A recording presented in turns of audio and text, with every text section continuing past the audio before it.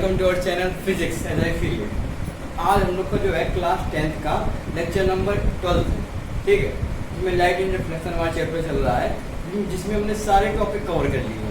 आज हमारा जो लास्ट लेक्चर होगा इसमें कुछ न्यूमेरिकल पर बेस्ड होगा, ठीक है। तो आज हम लोग कुछ न्यूमेरिकल देख लेते हैं, अच्छे न्यूमेरिकल प्रैक्टिस करेंगे। वैसे ही हमने अपने लेक्चर में जो कंसेप्ट था उससे रिलेटेड कुछ न्यूमेरिकल लगवाए थे, पर आज हम इस पर भी कुछ न्यूमेरिकल देख लेते हैं, ठीक है। चलिए शुरू करें। जो हमारा पहला न्यूमेरिकल है वो है, पहला एक सवाल लेते हैं बढ़िया से।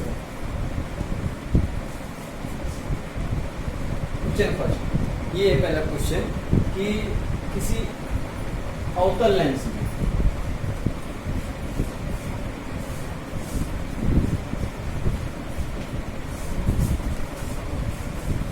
अवतल लेंस जो फोकस दूरी है वो दी हुई है हमको 30 सेंटीमीटर, ठीक है।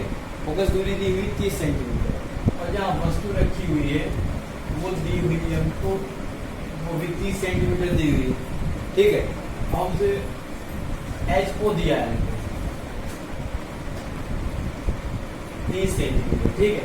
हमको इतने टर्म गिवन है, यानी कि हमको बता दिया है कि अवतल लेंस की फोकस दूरी कितनी है, कितनी दूर वस्तु रखी हुई है और कितना कहते हैं एचओ का यानी मतलब ये है कितनी लंबी वस्तु है, लंबाई दी हुई है एचओ। तो आइए इसको सॉल्व करें।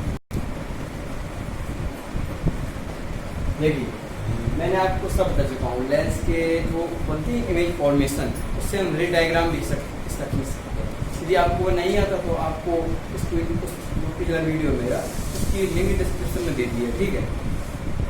चलिए सुनिए, देखिए पहले देखते हैं गिवन क्या क्या है। तो ये तीनों चीज गिवन है। अब इनमें आता है साइन कन्वेंशन की बारी, किसके चिन्ह के हिसाब से लेंगे। तो पहले अवतल लेंस को ड्रॉ कर लेते हैं।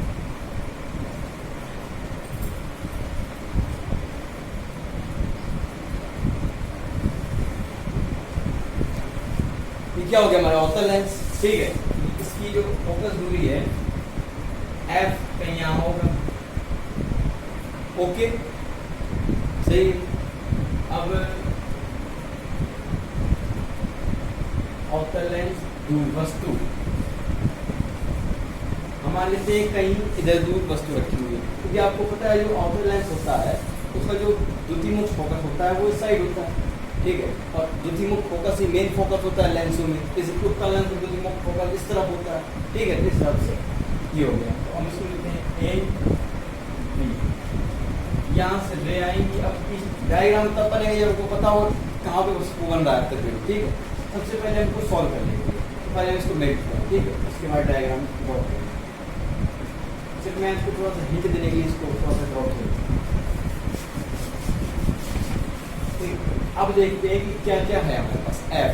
तो आपको पता है जो अवतल लेंस होता है उसमें क्या होता है, निगेटिव इंसिडेंट है कि अपोजिट डायरेक्शन में जा रहे हैं हम लोग। एफ क्या हो -30, यू -30।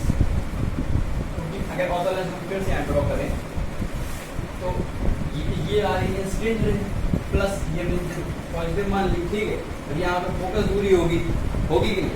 हम इस तरफ इसको मेजर करने के लिए आएंगे, इससे अपोजिट समझा रहे हैं डायरेक्शन में। ये भी निगेटिव हो गया, ये भी अगर इसको यहाँ से नापेंगे यू तो ये भी निगेटिव हो जाएगा, ठीक है। दो टर्म हमारे निगेटिव हो गए। अब हम लोग जानते हैं जो मिरर फॉर्मूला होता है, क्या होता है मिरर फॉर्मूला क्या होता है, 1/f is equal to 1/v minus 1/u 1/f, ये होता है मिरर फॉर्मूला, ठीक है। तो हमने निकालना क्या है 1/v, v निकालना है कितनी दूर विद्युत की स्थिति। तो इससे हम लोग यहाँ पे मान करते हैं, तो -1/30 is equal to 1/v plus 1/30, ये माइनस माइनस प्लस हो जाएगा, ठीक है।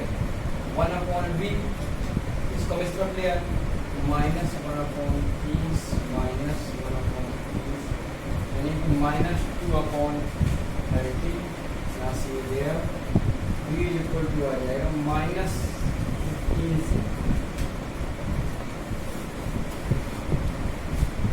कितना आ गया -15 सेंटीमीटर। वो आपको दिख भी रहा है। -15 क्या है कि जिस दिशा में वस्तु है उसी दिशा इंसिडेंट रे के अपोजिट। तो हमने पिछले जब लेक्चर में आपको बताया था कि जो आउटर लेंस द्वारा प्रतिबिंब बनते हैं, तो हर बार प्रतिबिंब उसी दिशा में बनता है जहाँ वस्तु रखी होती है।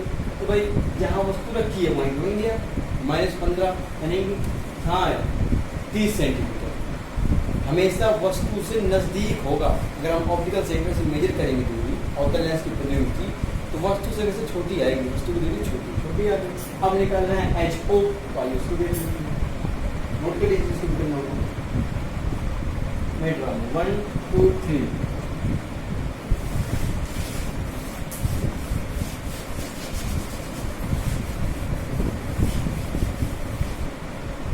ठीक है, अब आते हैं इसका HI निकालनी, यानी कि प्रतिबिंब कितना लंबा है, उसके लिए क्या आवर्धन का सूत्र है हमारे पास M/HI/HO।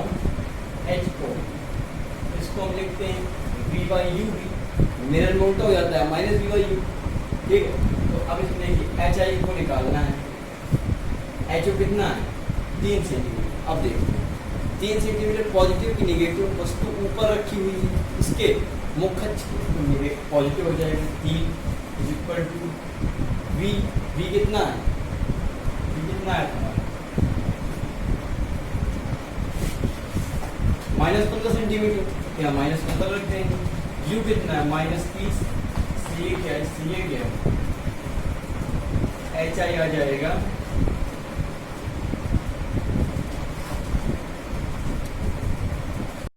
3/2, या आप इसको कह सकते हैं 1.5 सेंटीमीटर। देखिए वस्तु को छोटा बना है, ठीक है, इससे आपको चीज समझ में आ गई, वस्तु को छोटा बना है, वस्तु से पास बना है। ठीक है, दूसरी चीज ये दिख रहा है 3/2, यानी कि जो वस्तु है, वस्तु की लंबाई से उसका प्रतिबिंब 3/2 गुना है। 3/2 गुना का मतलब क्या, छोटा है। ठीक है, ये आपको समझ में आ गया। ये पहले न्यूमेरिकल से इजी था बिल्कुल, इस प्रकार के बोर्ड में न्यूमेरिकल आते हैं, तो आप देख लीजिए इसमें। चलिए दूसरी जो न्यूमेरिकल की तरफ चलते हैं।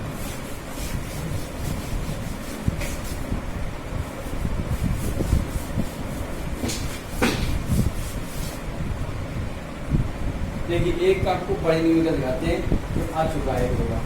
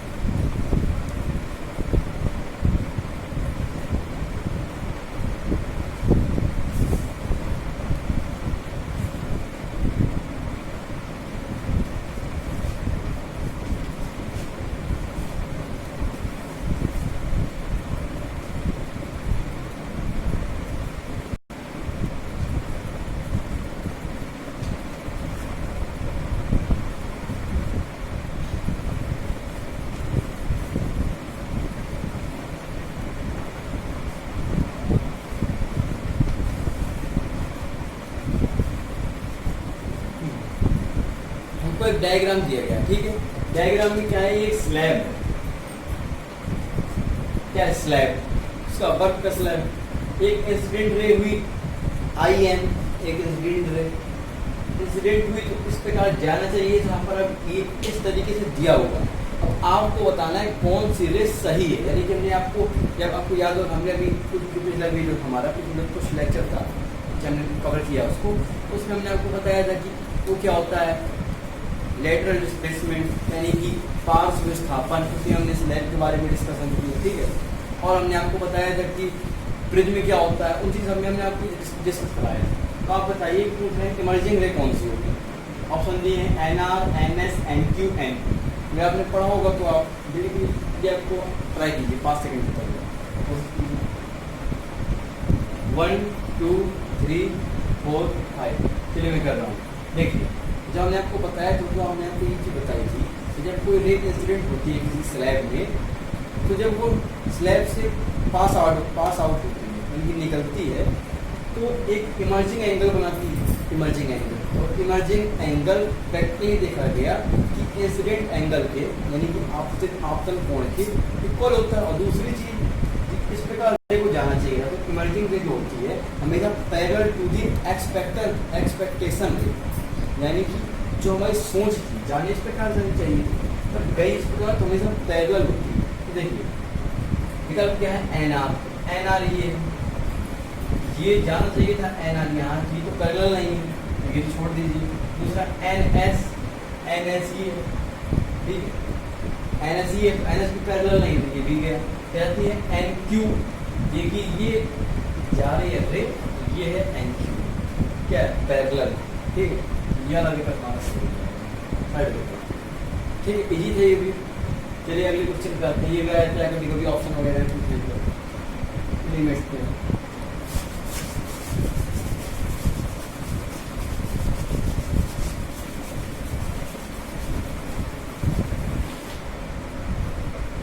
अब एक और हमको एक सवाल और अच्छा आता है कि एनसीईआरटी में दिया हुआ मतलब एक थियोरिटिकल सा सवाल है, उसमें कहता है कि जो म्यू डी का मतलब क्या है।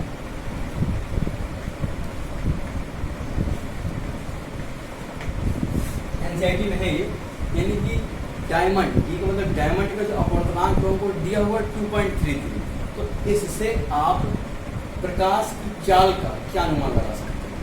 ये आपको एक एनसीईआरटी में दिया हो गया सवाल, सोचिएगा आपने हल्की होगा एनसीईआरटी तो बदल जाएगा। तो इसका जो सॉल्यूशन होता है बहुत ईजी सा होता है और अच्छा न्यूमेरिकल बन जाता है। इसका जो सॉल्यूशन आप कर सकते हैं, देखिए मैं मान लेता हूँ सपोज कि जो एक म्यू डी है माध्यम, एक है म्यू ए मान लेता हूँ, म्यू ए पता है आपको, हमने बताया था आपको पिछले लेक्चर में, जब हमने पिछले नहीं मतलब रिफ्रैक्शन वाले लेक्चर में कि एयर का क्या होता है म्यू 1। तो अब देखिए अगर मैं निकाल लूँ mu of D with respect to A, यानी कि डायमंड का अपवर्तनांक किसके सापेक्ष वायु के, तो कितना आ जाएगा mu D by mu A, या आप कह सकते हैं V A by V D. ये भी निकला था कि C inversely proportional to velocity on its medium, उस माध्यम पर उसकी वेग जो अपवर्तनांक होता है व्युत्क्रमानुपाती होता है, हमने आपको इनको बताया था। तो अगर फॉर्मूला में वैल्यू पुट करते हैं तब देखते हैं क्या बात है, ठीक है। तो अगर म्यू डी कितना हुआ है 2.33 by mu A 1 V A, यानी कि प्रकाश की चाल किस पे ए, एयर क्या होती है ये भी नहीं पता, 3 × 10⁸ मीटर पर सेकेंड, या इसको लिख देते हैं सी भी लिख देते हैं। और जो वी ए वी डी यानी कि प्रकाश की चाल डायमंड में वी डी लिखे रहते हैं, हम इनको थोड़ी सा चेंज कर देते हैं, रिप्लेस कर देते हैं, वी डी इक्वल टू सी लिख दें 2.33। ये क्वेश्चन आती है हमारे पास में। उसका मतलब क्या है कि जो डायमंड होता है, डायमंड में यानी कि हीरे में प्रकाश की चाल उसके निर्वात एयर में प्रकाश की चाल की 1/2.33 यानी कि 1/2.33 गुना बढ़ जाती है। 1/2.33 गुना हो जाती है। मतलब आप किसी का भाग दे रहे हैं किसी फ्रैक्शन में तो क्या होगा, वैल्यू घट जाएगी यानी कि प्रकाश की चाल घट जाती है, ठीक है। तो ये आपको नॉर्मली पता होना चाहिए कि जो प्रकाश की चाल होती है वो हाईएस्ट मैक्सिमम वैल्यू होती है उसकी, ये 3 × 10⁸ मीटर पर सेकेंड, वो होती है एयर वैक्यूम या फ्री स्पेस यानी कि निर्वात में, वायु में या ब्रह्मांड में, ठीक है। ये इसकी होती है मैक्सिमम वैल्यू। बाकी आप किसी भी माध्यम में लेके जाए घटेगी, ठीक है। इसलिए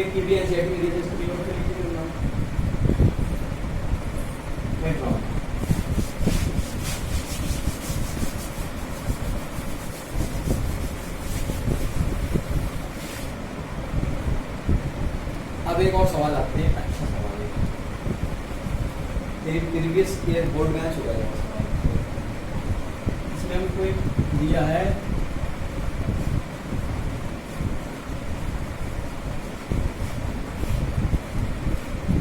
उत्तल दर्पण, ठीक, उत्तल दर्पण। इसकी वैल्यू देखते हैं।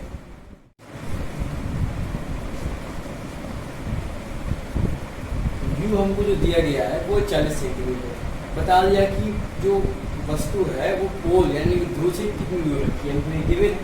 दूसरी चीज़ हमको गिवन है, गिवन बता दिया है कि गिवन मात्रा है उसको 10 सेंटीमीटर दूर, ठीक है। अब इसको समझने के लिए हमको रे डायग्राम ले आना पड़ेगा। चलिए निकालना क्या है मेरे लिए, फाइंड एफ पूछ रहा है, फोकस दूरी कितनी होगी, उत्तल दर्पण, ठीक है। उत्तल दर्पण क्या है, ये होता है 10 भागे 40।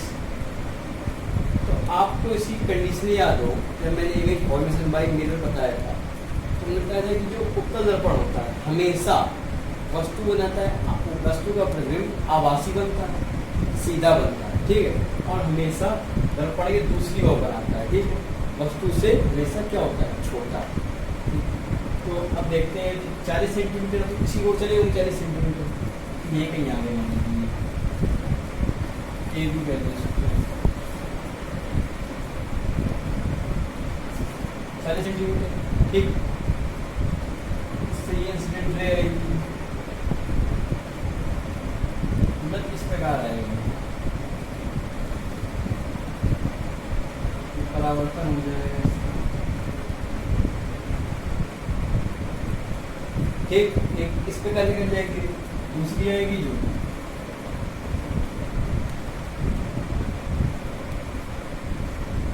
तो यही कहीं छोटा सा बात, ठीक है।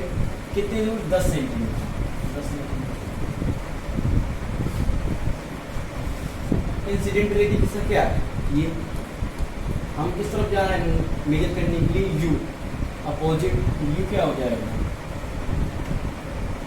कुछ -40 हो गया। इंसिडेंट रे की दिशा क्या है, ये हम v मीटर करने के लिए किस तरफ जा रहे हैं, इस तरफ, ये क्या हो जाएगा, पॉजिटिव। खत्म, क्वेश्चन खत्म। अब सीधे फॉर्मूला लगाइए, मेरा फॉर्मूला आंसर। चलिए हम इसको ए में लिख देते हैं। फॉर्मूला क्या होता है, मेरे फॉर्मूला 1/f = 1/u + 1/v, ये होता है। 1/f को निकालना है, इसको इस फंक्शन को हल करते हैं। 1/u कितना है, -1/14 40 सेंटीमीटर प्लस 1/10 =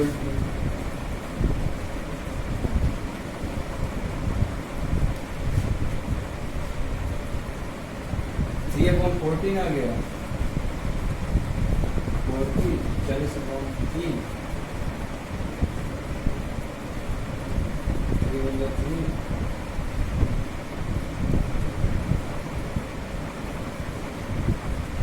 13.33 सेंटीमीटर आ गया। क्या फोकस पॉजिटिव आई, ये तो आपको पता है कि फोकस यहाँ होता है, फोकस यहाँ कहीं।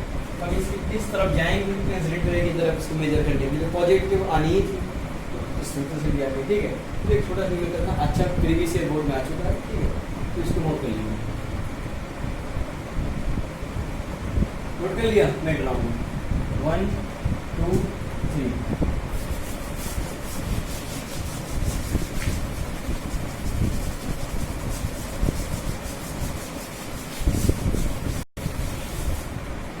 ठीक है, ये भी हो गया। अब एक और अच्छी निकल देखते हैं, लेंस के ऊपर देख लेते हैं। न्यूमेरिकल नंबर 5, इसमें हम सी कह रहा है कि अवतल लेंस है,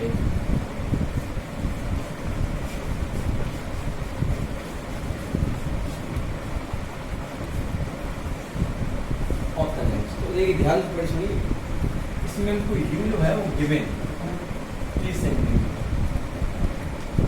वस्तु इससे इतनी दूरी पर रखी हुई है 30 सेंटीमीटर, ठीक है। अब हमको इसमें ये कहता है क्वेश्चन में,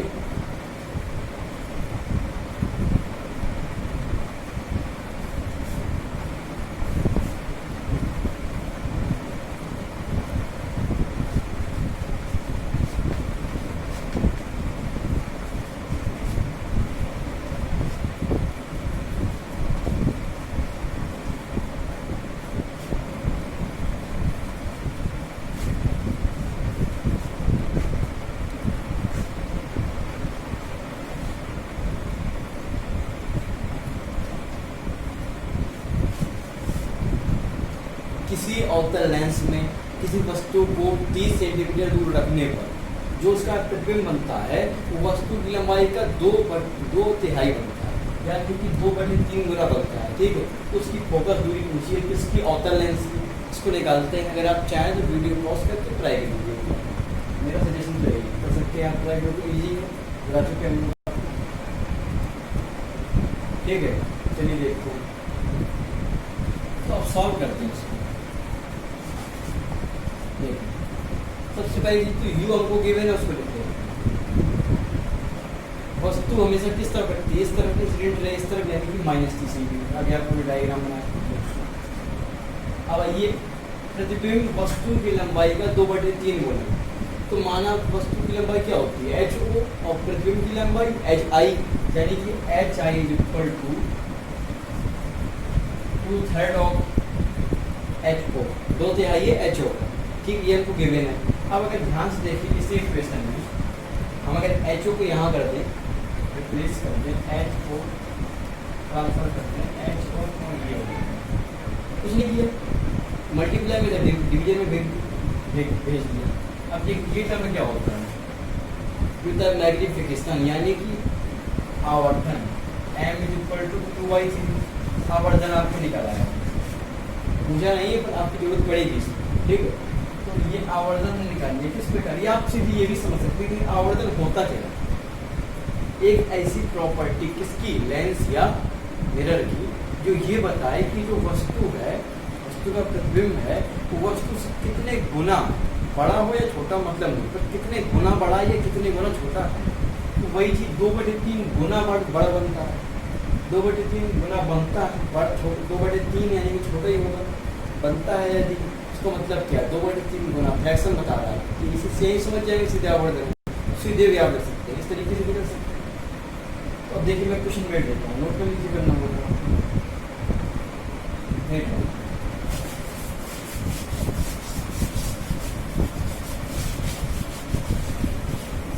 ठीक है। तो हमको m पता चल गया। अब देखिए m का फॉर्मूला क्या होता है,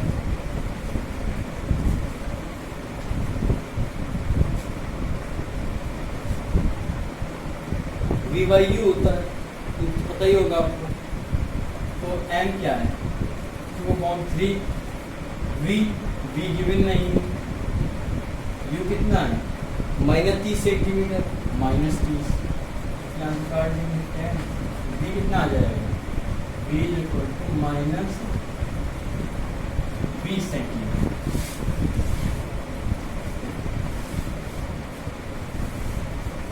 ये क्या आ गया, v।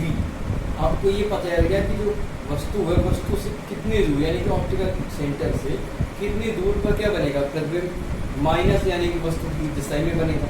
अब फोकस दूरी निकालनी चलती, चलिए उसको लगाते हैं फॉर्मूला, लेंस फॉर्मूला याद होगा तो मेट में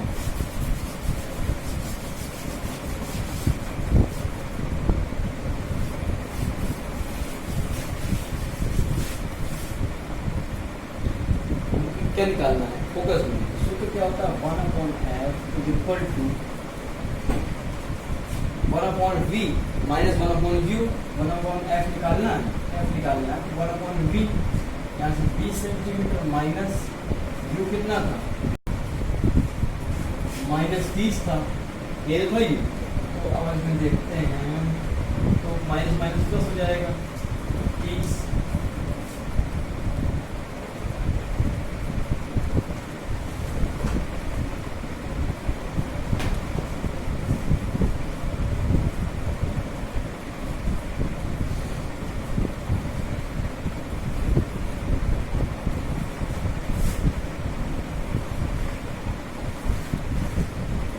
ये आ गया कितना, -7 सेंटीमीटर। वो आपको पता है कि अवतल लेंस की फोकस दूरी क्या होती है, निगेटिव। अब आपको अगर जितने भी मैंने निर्धारित करा इन सब में कैरेक्टरिस्टिक पूछ लो कि प्रतिबिंब कैसा है, देखिए इसका आपको तभी नॉलेज होगा जब आपको इमेज फॉर्मेशन की कंडीशनें आती हैं। जैसे क्या होगा, हम किसी भी मेरे को देखेंगे तो भाई लेंस कौन था, अवतल लेंस। तो आप तुरंत ध्यान दीजिए अवतल लेंस में क्या होता है, अवतल लेंस हमेशा वस्तु से प्रतिबिंब क्या होता है, छोटा बनता है, फ्रंट ऑफ ऑल चीज। दूसरी चीज, जिस तरह वस्तु होती है उसी तरह प्रतिबिंब बनता है। दो ही कंडीशन होती थी, हमने आपको लेक्चर में बताया था। फर्स्ट जब रे अनंत से आ रहे हैं यानी कि वस्तु अनंत पर हो, दूसरी कहीं पर भी हो वस्तु जिसके एक्सेप्ट इन्फिनिटी, अनंत के अलावा कहीं पर भी हो। इस प्रकार कैरेक्टरिस्टिक दे सकते हैं। पूछ ले कि आभासी वास्तविक तो आपको पता ही है, जो उत्तल लेंस होता है हमेशा क्या बनाता है, वास्तविक उल्टा। अवतल लेंस आभासी और सीधा, उत्तल दर्पण आभासी और सीधा, अवतल दर्पण वास्तविक और उल्टा। अवतल दर्पण उत्तल लेंस उनका एक स्पेशल केस होता है, ठीक है। लास्ट कंडीशन जब ध्रुव और इसके फोकस के बीच में रखा हो, या आप कह सकते हैं उसके लिए उत्तल लेंस के लिए प्रकाशिक केंद्र और द्वितीय फोकस के मध्य रखा हो, ठीक है। तो इनमें क्या होता है, सीधा बनता है, वस्तु से बड़ा बनता है और क्या होता है, आभासी होता है, ठीक है। तो अब हमने ये निकाल लिया एफ, ये को फाइंड करना था। अगर हम इसमें पूछ रहे कि पावर क्या होगी, अगर मैं इसकी पावर भी आपसे पूछ लूँ कोई दिक्कत नहीं, पावर भी निकल आएगी। पावर का फॉर्मूला क्या होता है, P = 1/f, या f क्या कर लेते हैं, P = 1/f, या f क्या में सेंटीमीटर में, यहाँ 100/f माइनस ये कर दीजिए। डायोप्टर क्या है, यूनिट इसमें क्या होता है, डायोप्टर, ठीक है। इस प्रकार हमने एक अच्छा न्यूमेरिकल प्रैक्टिस की, इसी के साथ हमारे सब न्यूमेरिकल प्रैक्टिस हो चुके हैं और आपको और अच्छे न्यूमेरिकल लगाने चाहिए। किससे, अपनी बुक से ट्राई कर लीजिए, एनसीईआरटी बुक जरूर लगाइए, और आपके पास कोई और अदर रेफरेंस बुक हो उससे भी आप ट्राई कर सकते हैं। तो इसका छोटा सा कंसेप्ट था, पूरा चैप्टर हमने कवर कर लिया, हर एक टॉपिक देखा, ठीक है। अब तुम्हारा अगला आने वाला चैप्टर वो होगा human I and colourful world. उसमें थोड़ा चैप्टर बहुत ज़्यादा वो नहीं है, कंसेप्ट कुछ थोड़ी ज़्यादा है, कुछ न्यूमेरिकल बुक से कभी कवर पूछ लिए जाते हैं, उनको भी कवर कर लेंगे। तो ये लेक्चर हमारा खत्म हुआ, इसी तरह की पार्ट भी खत्म होता है। All the best.